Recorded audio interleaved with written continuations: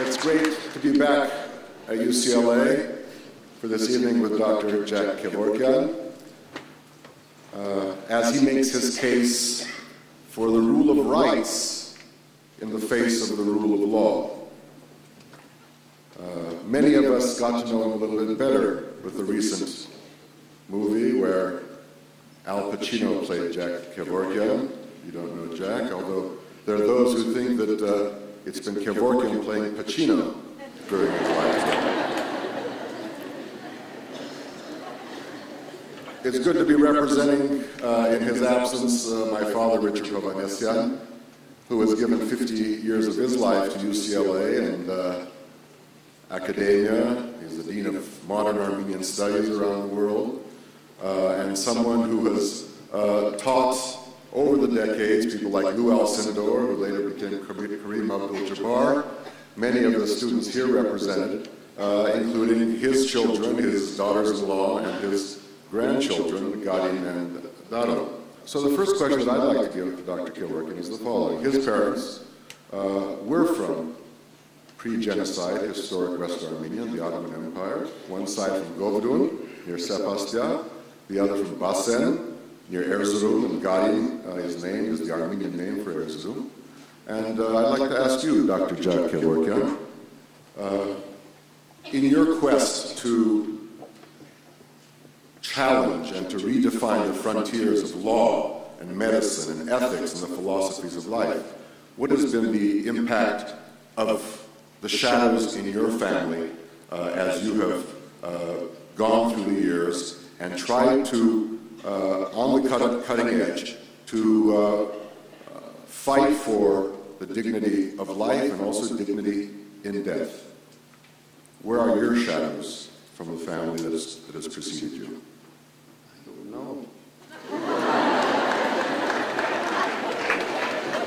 I mean, you're asking a deep psychological question. I don't know. I didn't vote from self-analysis. I know one thing, though. Politics is all lying. Remember where Wilson was saying, you fight with us and we'll give you a free Armenia when it's over. And he drew the outlines of it. And everybody was happy, you know. They didn't realize they're being lied to. And I realized early in life, see, my father wasn't political. He wasn't political. And he wasn't religious, which I'm thankful for. My mother was, and we drive her to Armenian church every Easter and every Christmas. But I therefore could think for myself, see. And I realize now, especially now, too, after the World War II, America is more of an ally of Turkey than Armenia. And so your quest is very difficult, if not impossible. You got to realize that America doesn't like you.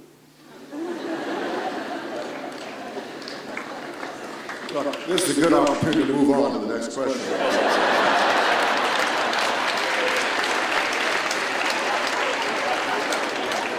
Now, before we go around this wonderful hall in clockwise fashion, beginning with the top left and down below, if you want to ask a question, please approach the microphone. Let me combine a couple of questions, Dr. Jack. Number one, why after coming out from prison, where you were unjustly sent, did you cease and desist from continuing to aid terminally ill patients to end their lives in dignity? Was it time to move on? Was it a stage in life? Was the Ninth Amendment much broader and you wanted to devote your life to that? And in connection with that, Parpi Merabian, a third-year student in psychobiology and pre-med, asked the following question. Terminally ill patients who are on life support can be withdrawn from life support by close relatives, written consent, which results in death.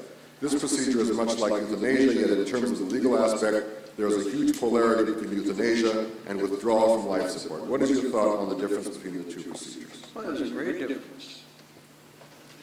withdrawing his support is death.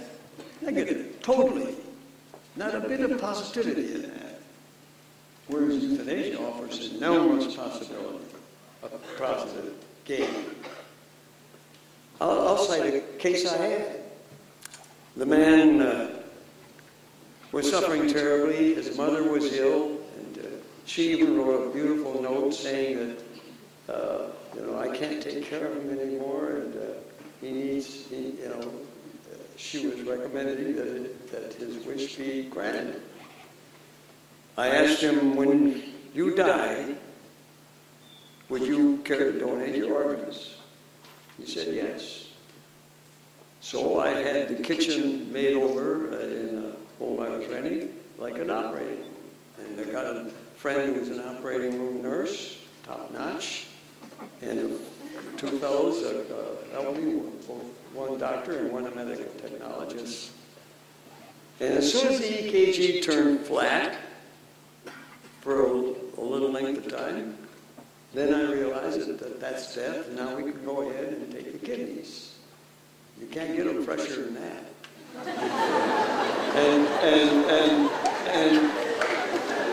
We froze them according to the rules of the transplant society. We used a special fluid from Wisconsin that had been developed. And lo and behold, not a doctor would come forward to even think to using them. Because, I'll be stigmatized, I'll lose my job, I'll lose this. So he let two people die. I held in my hand here these two kidneys, each one worth countless millions to somebody in the world. You think the doctors cared? No. That's when I lost my faith and my respect for the medicine. These are corrupt men too. We have so few realistic thinkers, honest people. I mean, this is the problem. And anything I recommend as a solution is bound to fail. Because you're dealing with people who are not virtuous. What are you going to do? So here was one difference to your question. Also, if a man can donate organs, he would allow an experiment to be done under anesthesia. We could learn. No. We'd rather wait till the patient who needs the help will experiment on him. See, that's what they do now. The first heart should have been transplanted between two condemned people. Take one out of one body and the other and just switch them. You'd learn a lot. Now you haven't killed anybody unduly. These were executed, these people were to be executed, and for nothing. Why are you no longer assisting terminally ill patients? Is there a fear of re-prosecution, or the Ninth Amendment is so broad that you wanted to devote your life to the broad human issues? The biggest fear was I didn't want to go back to prison because I didn't like the lack of freedom. I wasn't afraid of it. They treated me all right. Most of the guards and the inmates were for me.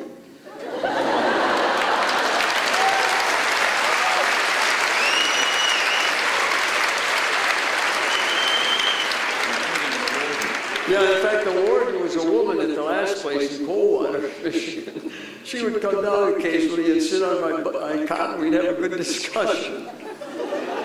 She knew I didn't belong there. Everybody did, except the Catholic guards. So the government of the United States of America was with you in prison on that day? No, the government wasn't with me. With the people? The government was in the people? Oh, the government and the people, yes. Right. The people were with me. Had the people been in control where they should have been, I never would have gone to prison. Euthanasia would never be a controversy. We never would have had prohibition. Women would always have voted. We wouldn't have gone into certain wars. Yes, if the people were running things. Okay.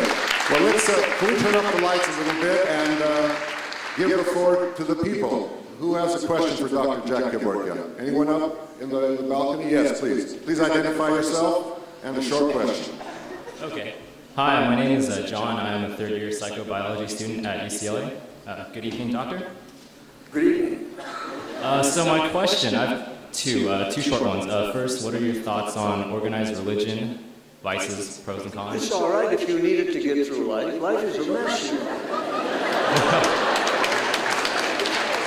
I'm not anti-religion. I'm not against religion. Just don't pass a law based on it.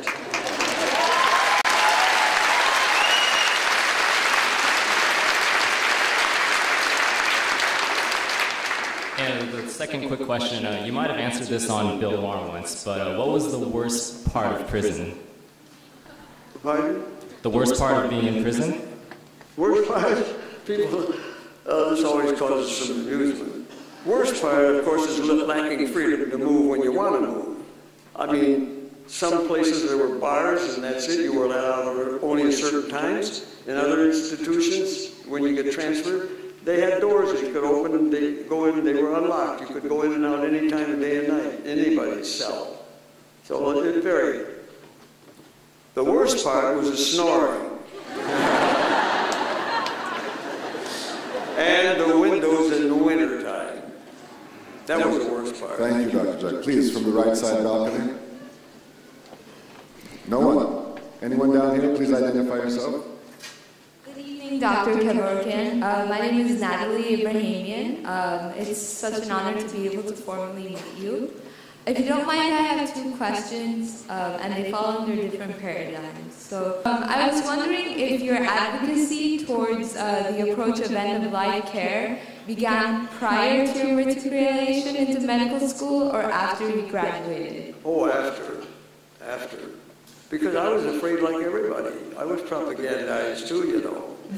And I said, boy, if I say anything now, that's a negative what the AMA wants, and I won't get into medical school. See? Fear controlled me. Right now, I'm telling you, I'm the freest man in this country. Thank you. A quick follow-up. Yes, it's brief. The second concerns your efforts towards music as a composer. I was wondering if you had a primary source of influence towards your work. A primary source of no. The only source was compassion. I look at the person and say, gee, I wouldn't want to live like that either. What? Oh, influence on my music?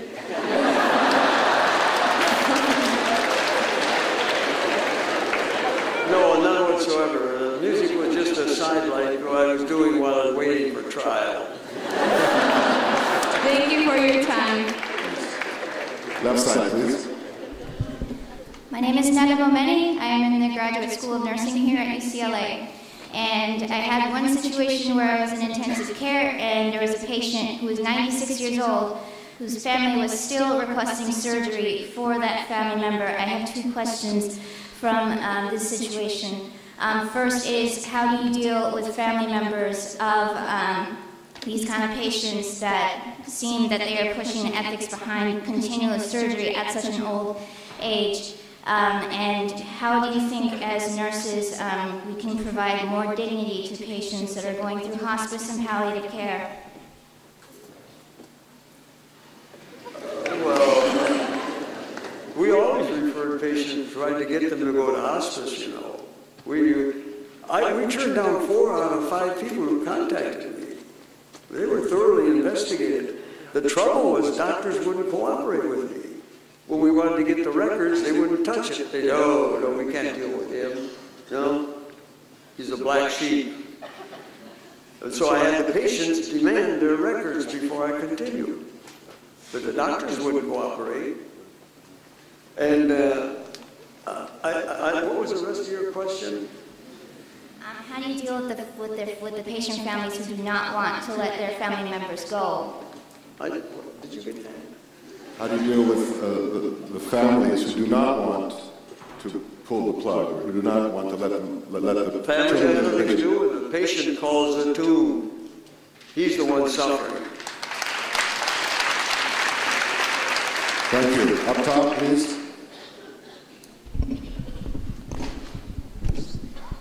Yo, what's up, Jack? How you doing? Well, I'm right here. That's a good idea. You're trouble, man. You got 30 seconds. I'm Michael K. I'm an official human being. Thank you very much. Yes, I got a question for you. Jack, I'm very, very much impressed by your analytical mind. It's awesome, but not so impressed by your attitude. It seems as though you have a tendency to focus on the negative. Do you think by chance, as a human race, we'd have a better chance overcoming these obstacles you brought forward if we were to focus on the positive? No.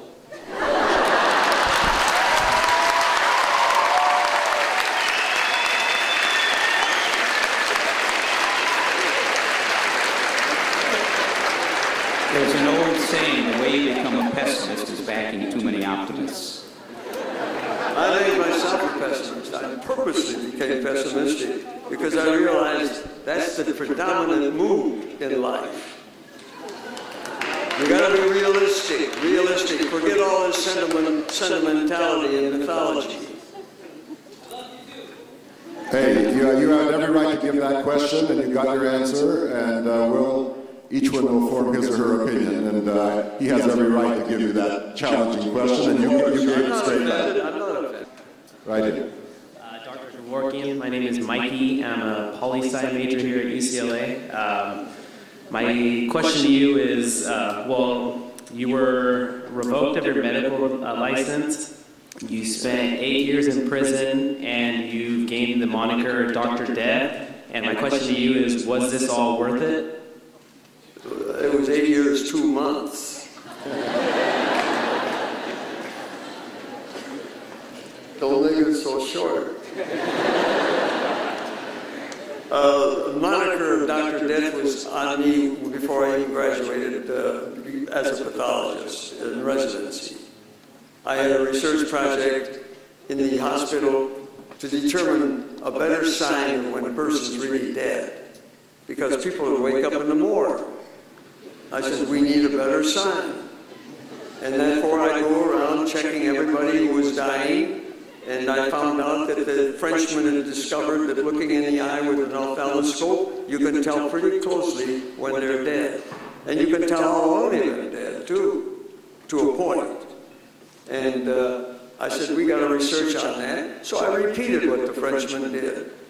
And that was my first one. And then everyone, I'd walk around the hospital on rounds to see who's dying, and my friends called me Dr. Death, which is true. Why should I be offended? In fact, at one time I wore a black armband. I guess the short answer is it was worth it. Please, down here. Hello, my name is Anu Chovsapian, and my question is, had you known that you would be spending about 10 years in prison among this terrible snoring and all these terrible things behind the bars, would you be still willing to do it? Would I do it over?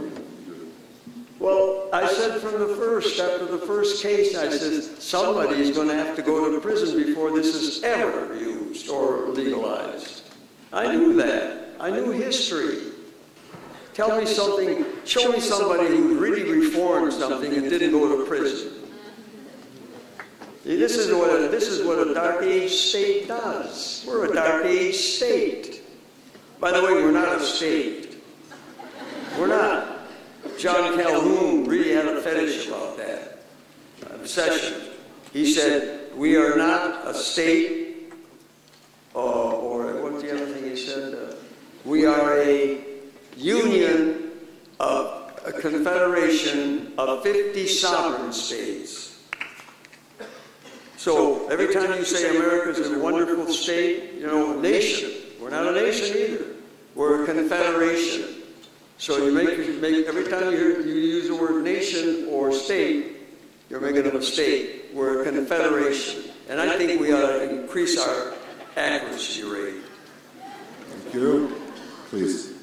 Hi, Dr. Jack. My name is Barbara Rodriguez, and I'm representing Ideas at UCLA. My question is, what do you think that the people should do to get the power back from the government? Oh, that's a good question. It is. Let's do what Gore Vidal and who's the other one? I got a block. Well, he was one. Gore Vidal. Oh, and Jerry Spence, the lawyer. You heard of him? Unfortunately, no. Well, you know Gore Vidal. Both of them said what we need now is a populist constitutional convention. I think what we should do is you got to use young people. The old people, their brains are petrified. And you got to use young people. We got to get a new constitution convention in which the people write the Constitution. And I think we can prevent all the flaws that are in the Constitution we have now. We have too many flaws in it. First of all, it's the omnipotent power of the Supreme Court. Second, they're appointed. First, we have parties. There's no parties in the Constitution. There's one country fighting another, Democrat, Republican. They don't fight for the country. Washington said that. Jefferson said that. Madison said that. They hated parties. And that's what we're doing, always fighting parties. You see, there's so much wrong, you can't do it with a Band-Aid. Let's get a constitutional convention of young people. And we can make it up, we can word it so it's correct. We certainly know He's English. included in that definition, too. What? You're part of that young convention. I'll be 83 in May. Sure. Except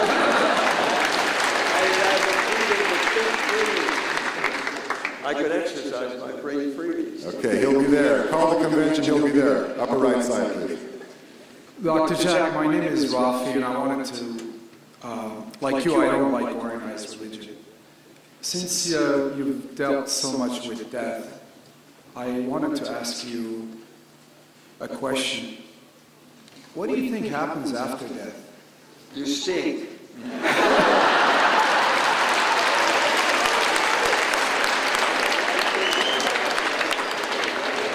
want a follow-up to that?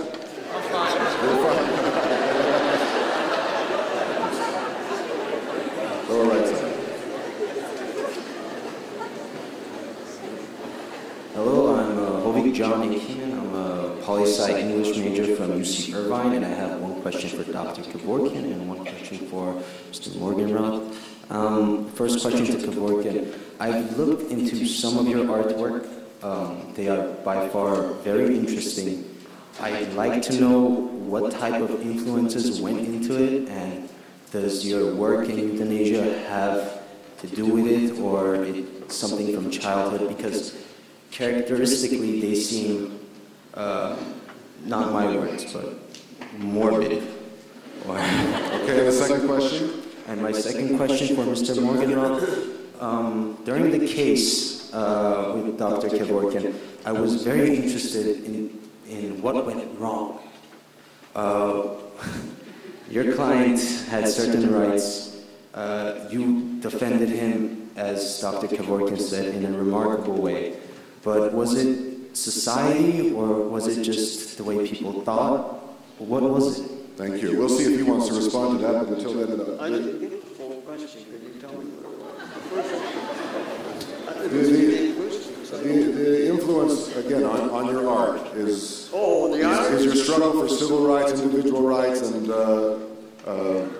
and dignity at death part of your inspiration in terms of art? No. It's just an honest look at life. Thank you. You think it's nice? I know life isn't nice. War isn't nice. Disease and death aren't nice. So I paint to try to convey that idea, because everyone else is painting beautiful little things, see? And because they want to avoid reality. I look at reality the way it is, and they're not. The paintings are fascinating because of the composition, and you get the meaning right away, see? But they're not nice. You don't like it aesthetically. I think he's introduced a new school called radical realism in art. Would you like to answer that? Yes, there were 5 trials, and Dr. Jack Kevorkian was acquitted in each one of those. The trial he was convicted upon was tried to a large extent by a standby counsel who made many mistakes. He was a lawyer that had practiced about 3 years, had never tried a material or substantive case, and in the movie you saw part of the mistakes he made. I came in the last day. Dr. Kevorkian felt I wouldn't assist him because, in a particular trial, because our team had been disbanded as far as he was concerned. And I came in the last day. I was in a courtroom next to it, and to wish him good luck. And the minute I walked in, he said, "You're taking over." I said, "Jack, the trial's just about over. Are you kidding? It's too late." And his answer to that was, "Well, you know you have a fool for a client." I said, "That's true, but it's still too late." But I came back at the end of the day, and I walked in, and the final argument had been given to the jury, just to give you an example of what occurred in that trial. And in the final argument, the prosecutor 13 times told the jury that Dr. Kevorkian should have taken the stand. Well, that's a violation of the Fifth Amendment and also the Sixth Amendment, and would automatically cause a mistrial. But his standby counsel didn't even understand that, so made no objection. That's when I said I was taking over. I got the judge to hear the motion at that point. The jury was out, and she denied it on the basis it was waived.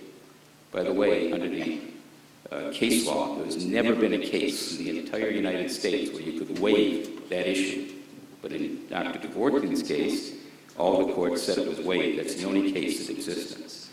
Secondly, he made a motion against Dr. Kevorkian's, shall we say, consent in order to eliminate the assisted suicide count, which is the count he's acquitted on all the time.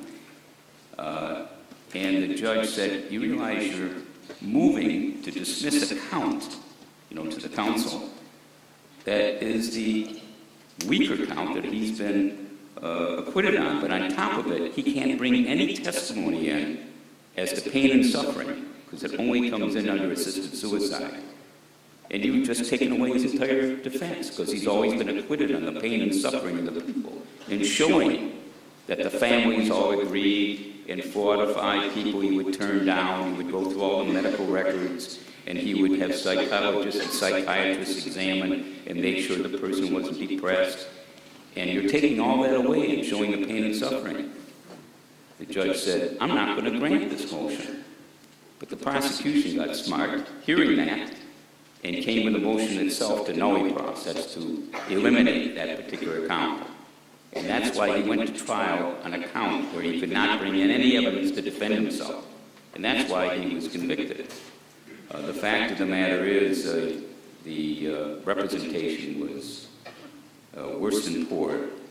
In fact, there was a young law student sitting in the crowd when I walked in that told me about the 13 times the prosecutor stated that, and he caught it, but the attorney did not. In any event, I'm quite convinced he would have been acquitted. After the case was over, I appealed it all the way up to the United States Supreme Court. In the United States Supreme Court in the Glucksberg case had stated in 1997 that a case that was brought to it did not have standing because a particular appellant was not associated with, nor was that appellant irremediable pain and suffering and not terminal. And they want to hear, they said, a case that had those factors. We brought it to them, and they denied hearing it. And that's one of the things, of course, Dr. Kevorkian is exactly correct on. The United States Supreme Court dodged the issue, despite the fact that it said it wanted it. And I guess Anna Nicole Smith's case was much more important to them. And that answers the question. Thanks. All right, thank you. Lower East Side. Hello, Doctor. My name is Ivan Kessian. I have a question about your art. We learned from watching the documentary Kevorkian that you're quite an effective artist. Are you still painting? No. No? You couldn't use oil paints in prison. Okay. And also you could have maybe go one hour a week. You can't paint that way. And your works, are they exhibited permanently somewhere, or what are your plans for your works? What, my artwork? Yes. Yeah, they're on display in the Alma Museum in Boston, Armenian Museum. They've been there for the last 11 and a half years. When he was in prison, the government tried to take all his paintings on the basis that he should forfeit them. And I fought with the government, and they gave in, and his artwork then he's sent over to the Alma Museum in Boston, and they've been on display there ever since. Thank you. Up in the balcony. Besides, how do you paint a genocide? Try it. Anybody see Guernica? Does that get the idea across to you? All you see is severed arms, legs, and heads and hands lying around. You know, no real imagination. Big painting too. That's not war. That was war. He painted war. Genocide. I painted the frame with my own blood, and had barbed wire on it, tacked around it. Pardon? Thank you. Yes, this underscores the point that art is not only substance, it is process. Upper balcony, please. Dr. Kevorkian, my name is Edvin. Thank you very much for your time tonight. You quoted Thomas Jefferson, and you quote the Founding Fathers, and you also quote Lao Tzu.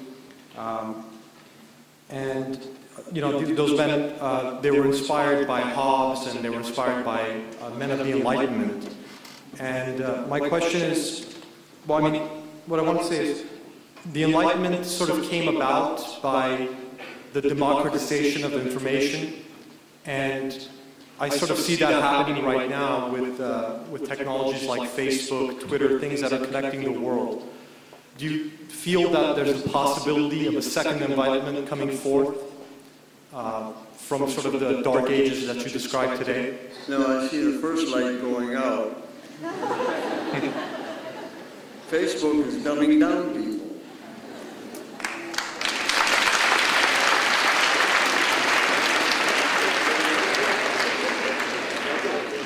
Upper West Side of Royce Hall. Good evening, Dr. Kevorkian. My name is Evelyn Bagdasarian, and I'm a practicing pediatrician. I know that my patient population is a little bit different than yours, but I did want to bring up a topic that came to mind as you were talking about all your concerns about the law and the U.S. government. One of the thoughts that occurs to me is through our education in medicine, they teach you about advanced directives and patients who have certain conditions that they may be in a position that they don't want to be in the future, that they can dictate certain things, like what procedures they want done, what procedures they don't want done. With your experience and how you feel, do you think that any of your energy as far as the law could be channeled into further developing advanced directives, or at least making them more known to patients so that they know that that's something they can actually use? No, I don't think so. The problem is the American Medical Association. All they have to say is, this was a legitimate ethical practice in ancient Greece and Rome. And then came the Catholic Church. The Pythagorean, see, the doctors didn't know what the Pythagorean oath was. Because we never studied in medical school. I never took the oath. You know, I had read it on my own, but we didn't take it as a class. It was not written by Pythagoras. No one knows who wrote it. But it was written by the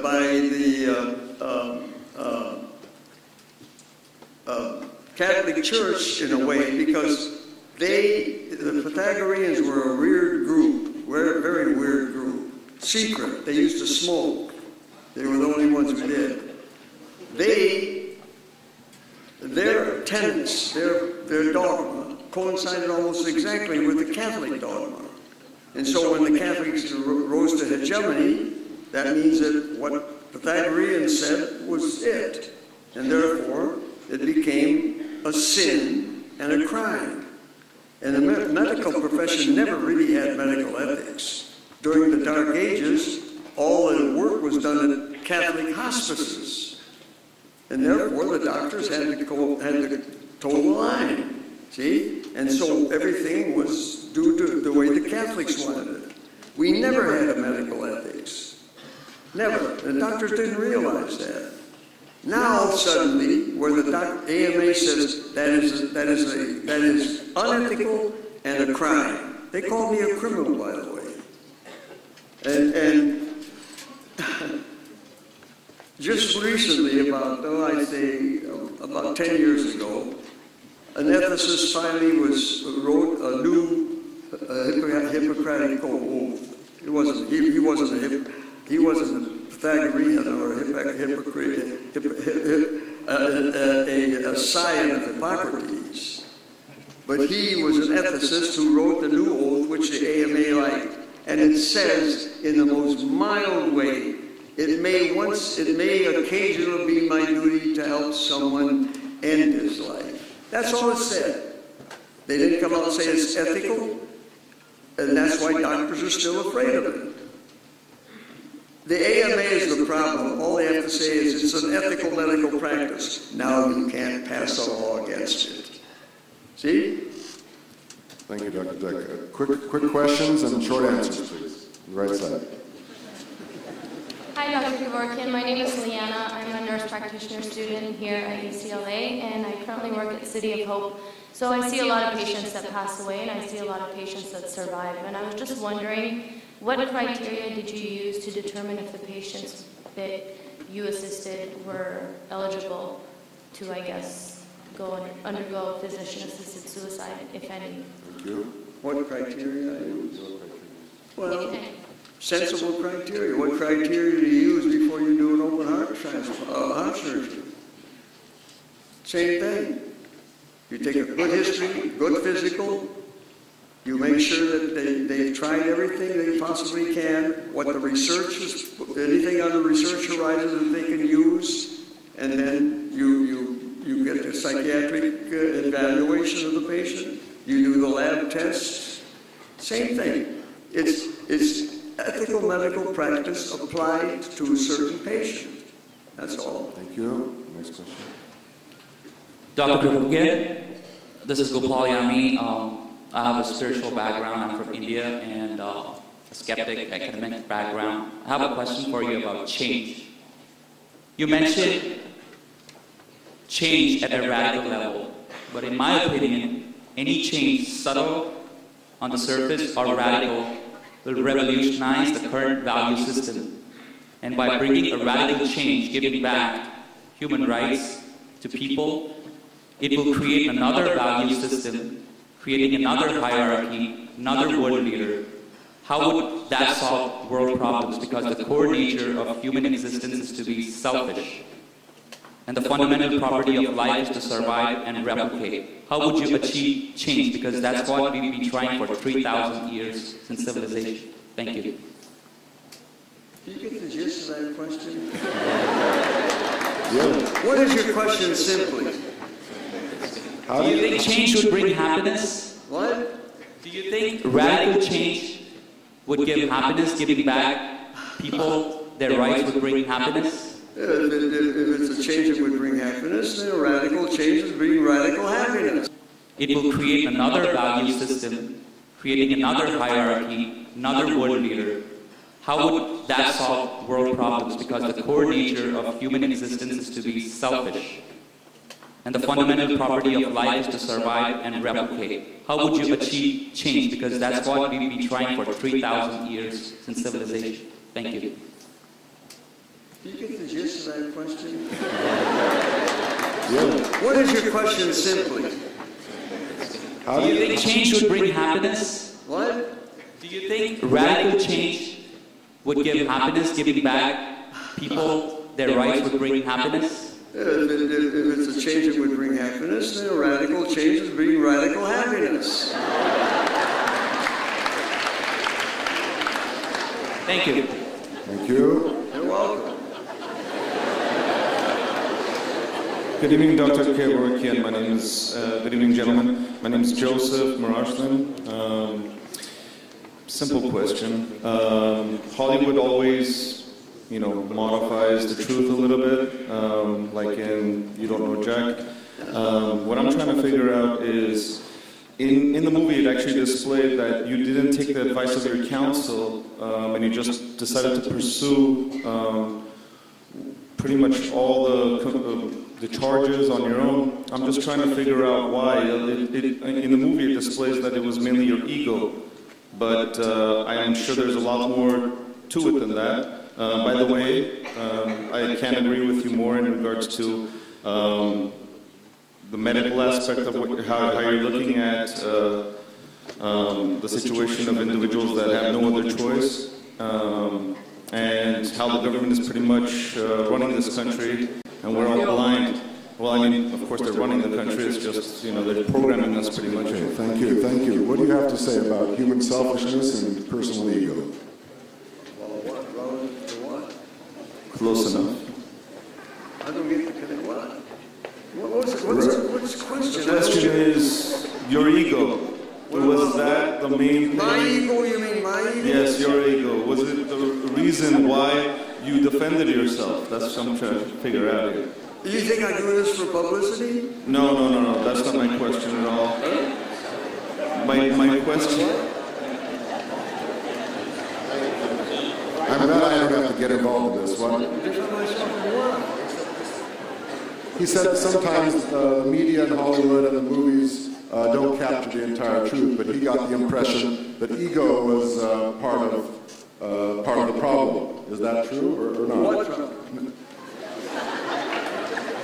Trial that you were convicted on, where you got locked up? Look, I was a physician doing what a physician should do. Has nothing to do with ego, nothing to do with anything else. Thank you. Right. Evening, Dr. Kevorkian. My name is Garni Barkadarian. I'm a resident here at UCLA and a former U of M medical school alumni. Well, my question is this. We're moving towards socialized medicine inevitably, and with that comes on the extreme ends, death panels and who decides who gets to live and who gets to die in the intensive care unit. What are your opinions on this, and if offered, would you participate in it? Death panel sure is scary. Sounds scary, doesn't it? And they know how to frighten you. I don't know. This is we have 3 states that do it now, supposedly.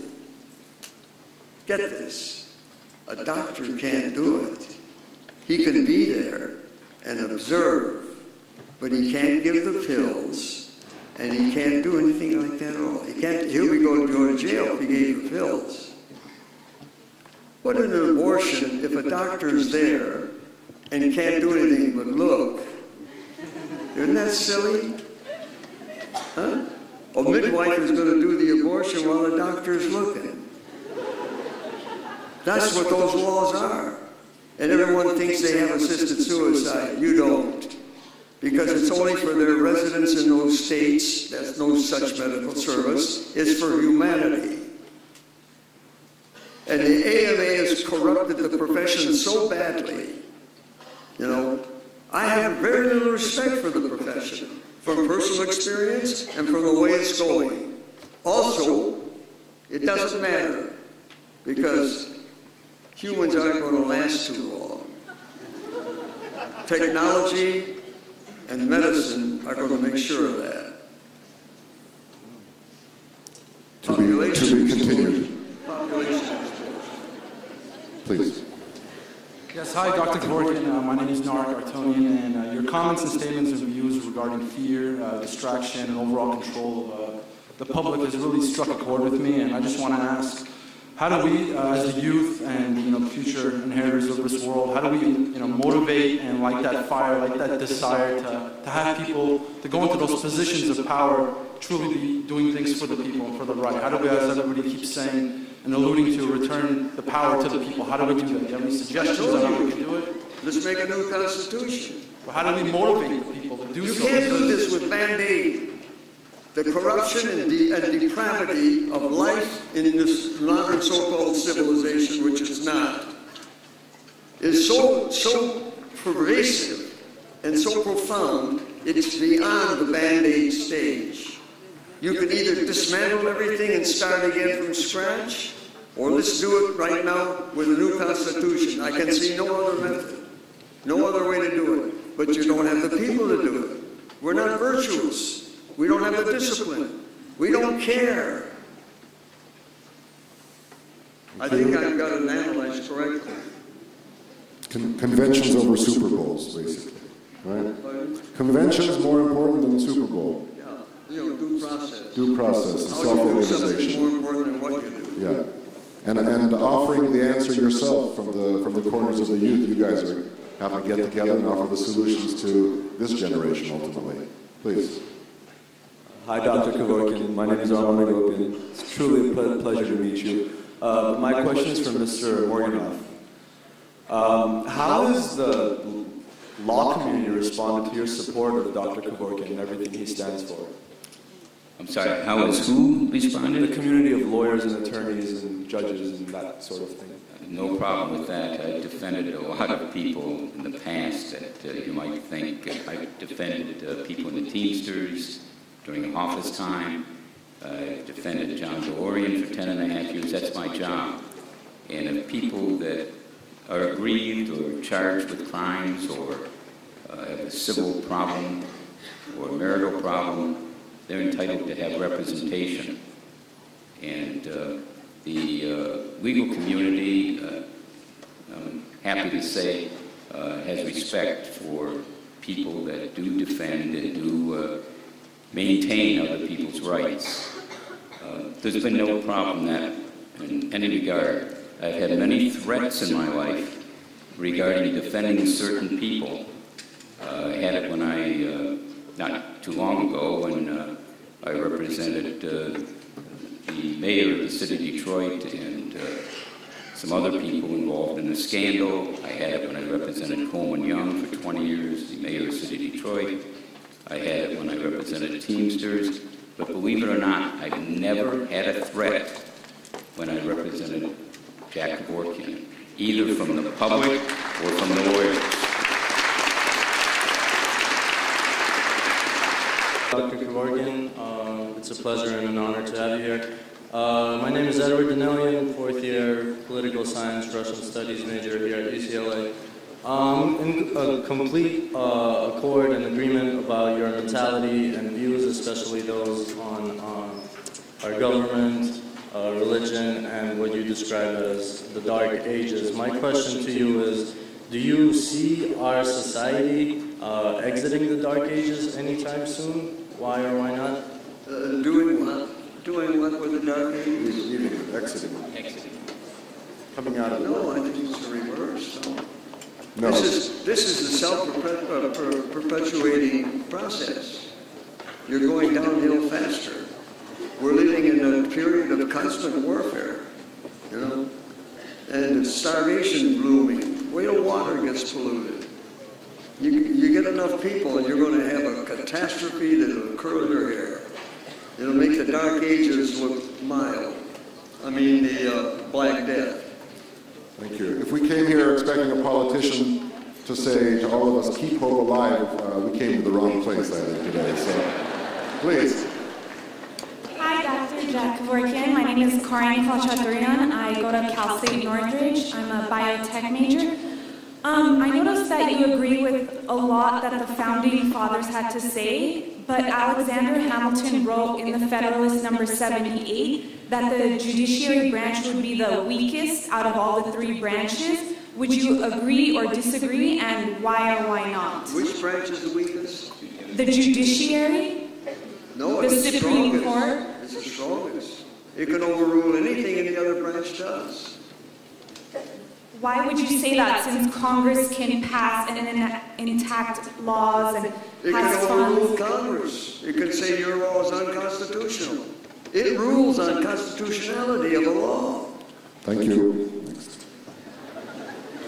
Hi, Dr. Kevorkian. My name is Carla Durban. I'm an undergraduate here at UCLA. My question is, particularly sensitive to me as a woman. Why do you believe that a woman's right to an abortion is such taboo in our society? And where do you believe the life of a human being begins? At what point? Why do women have a right to abortion? No, why is the right to an abortion such taboo in our society? Such a what? Taboo? And when do you believe life begins? Taboo. We've had taboo before. It's taboo because of religion. And when does life begin? When does life begin? At what point does life begin? Life begins at fertilization. You know, the medicine, the spectrum of medicine is much broader than people give it credit for. It isn't birth to death. Those are crude points in the life. Medicine covers the entire spectrum of human existence from fertilization to death. And that is a business of medicine. So if you have birth where the doctor helps the person come into the world as a human being, why should you prevent the exit from the world as a human being who now has reason and can think for himself? Medicine is a broad field that they shrunk because of religion. Thank you. Next question. Hi, Dr. Kevorkian. My name is Christine Garibian. I study cognitive science at UC Berkeley. And basically, I have a lot of respect for professionals who are constantly evaluating their methods and the morality behind them. Basically, has there ever been a time when you've doubted your work? Work as a doctor? Work as, like, in euthanasia, just your methods. As a researcher? No, but I like research. I went into pathology because it offered great opportunities for research. I liked it. See, I was still naive, propaganda, dumbed down medical person. Have you ever doubted yourself? Have you made any mistakes in your course? Oh, yes. Yeah. Everybody does. You go through that period, you worry about it, and it really affects your feeling, your behavior. Because you have a question that's, for example, under the microscope, you can have 2 or 3 different interpretations. Is it cancer? Is it not? We frequently send it out for experts to look at, and they often don't agree. Sure, you have doubts. Sure. You know, it's not a perfect science. Thank you. Next up. Good evening, Dr. Jack. My name is Arha Tanya from Glendale, California. I do have one question. Do you think you representing yourself, you ruined the opportunity to set up some good case law that we can follow today? Do you think you representing yourself, you pretty much everything that you worked for was ruined because of? Well, have you seen any of the videotapes of me after the verdict was passed on me? I've seen some, but... Did I ever look nervous or depressed? I was smiling. I don't think you answered the question, but thank you. I had to get a conviction to get to the Supreme Court because they wanted a person in standing. And that's another lie the court made. They wanted a certain case. I gave it to them, and they didn't take it. Obvious liars. Obvious. So do you think you're representing yourself? I wanted a conviction. I don't care how I got it. All right. Thank you. There's a fundamental disagreement between the questioner and Dr. Kevorkian, please. Hello, doctor. My name is Lucine Gabrielian. I'm a doctorate student in clinical psychology, and I have a question regarding this issue. Did you have any specific psychopathology you didn't want to work with due to instability? Slower, please. Slower. Was there any type of psychopathology you did not want to work with due to instability?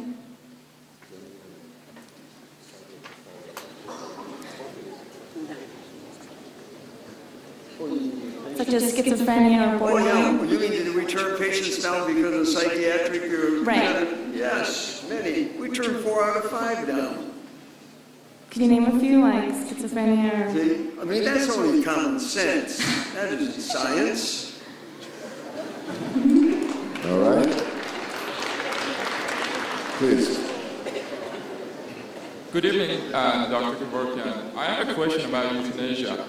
What was the main resistance that you saw from the people, the government, and the AAMS when you were trying to legalize euthanasia? There are a lot of countries out there that have legalized it. And we're talking about a country that already legalized abortion. What was the main resistance? What did you see? What is America based on? What is it everybody wants?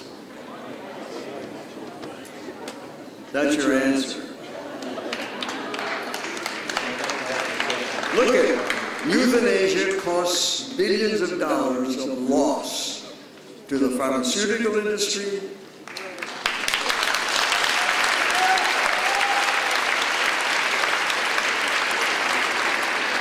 to the hospitals, to the hospices, to the nursing homes. You see? And you think one little punk who's doing euthanasia is going to fight anything, is going to win against that? I knew what I was up against. No? But I knew I was right, too. They were all wrong. Or medical science, medical ethics is a lie. I don't know, it could be that too. A lot of lying going on. Okay, one more round. One call, please. Hello, nice and slow. You're being condemned for what you're doing by AMA and others, yet don't you see after your death or in the distant future, it's something you're going to be praised for and it's going to be practiced? What's going to be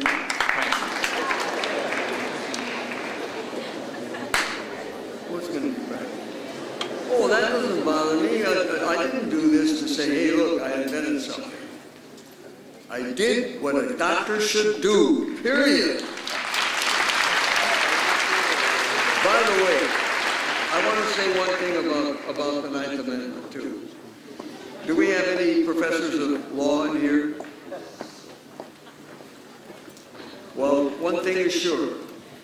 I condemn all, I don't commend, I condemn all the professors of law in the country who should have known the Ninth Amendment if they didn't.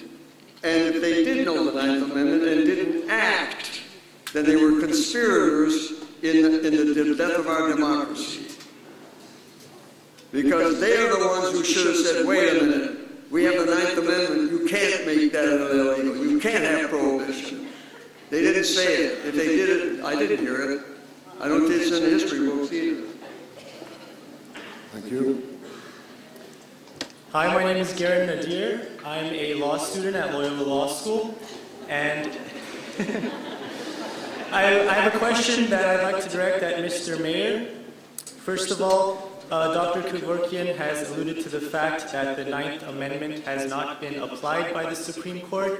However, what comes to mind are cases like Roe v. Wade and Casey and Lawrence, which have referenced the Ninth Amendment in their decision.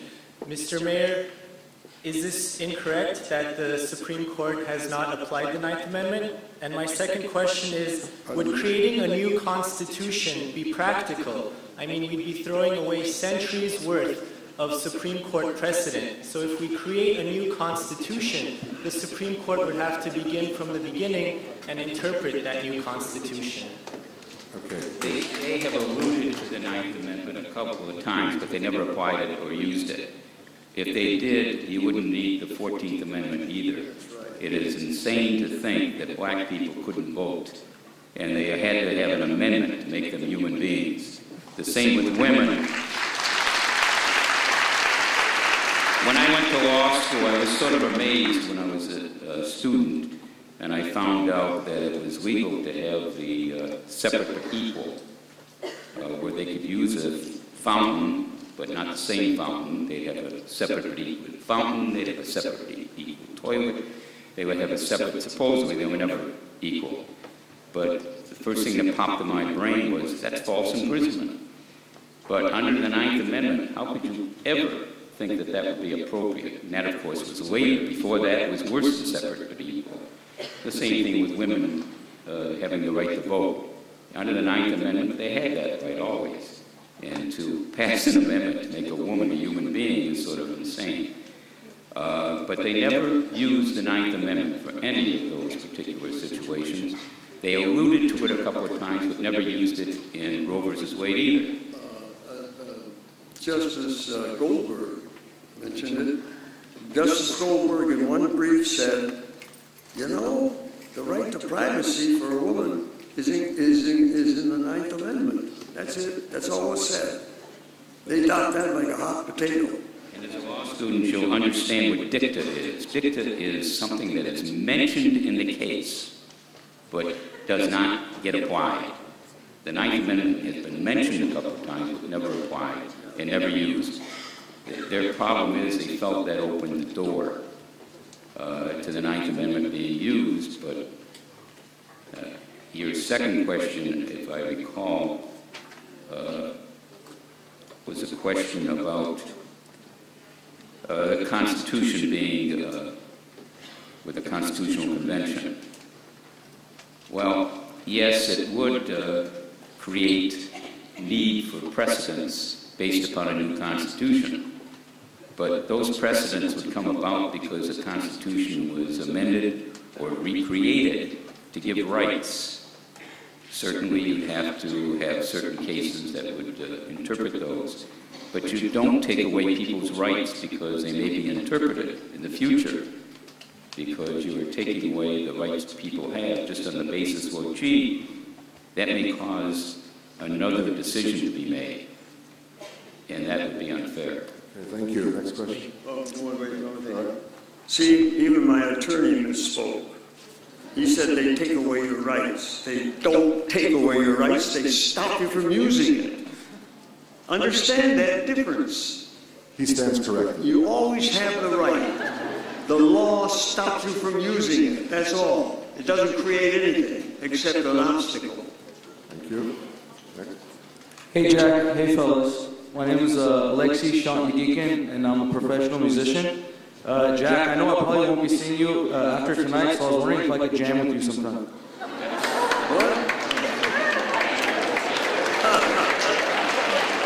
I play guitar. No, my musical ability was all self-taught, and it all atrophied in prison because you really couldn't practice. If I could have gotten the keyboard, the 42 or the organ keyboard, you know, a big one, all they give you was one octave. You can neither practice nor compose on that. And then if I had a big keyboard, I could go out in the yard every day and with earphones, you know, and just play to my life. I'd have come out a master pianist. Okay. Jack, don't jam. Next. Dr. Kevorkian, my name is Anjali, and you're truly an inspiration. I have one question for you. Why do you think it's so much easier for us to accept euthanasia for animals and not for humans? Do you think money and experimentation has any role in that? No, because euthanasia for animals is performed by veterinarians who evidently are wiser than doctors. Thank you.